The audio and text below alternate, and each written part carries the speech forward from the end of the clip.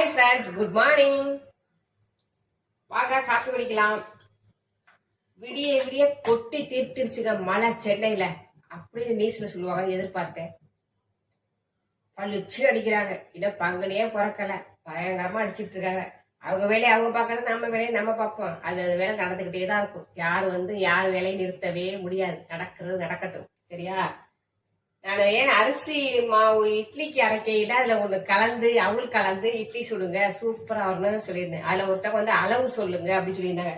என்னையும் மதிச்சு அளவு சொல்லுங்க அப்படின்னு கேட்ட உள்ளத்துக்காண்டி, அந்த நல்ல உள்ளத்துக்காண்டி பாருங்க, இந்த உலக்குல 5 உலக்கு தான் அரிசி, 4 உலக்கு ரேசன் புழுங்கல் அரிசி, ஒரே உலக்கு ரேசன் பச்சரிசி.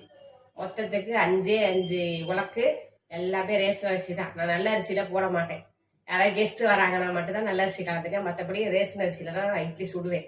5 உலக்கு, 4 உலக்கு புழுங்க அரிசி, 1 உலக்கு பச்சரிசி, இதுல ஒரே உலக்கு உளுந்து, 5க்கு 1, அதான் மெஷர்மெண்ட்.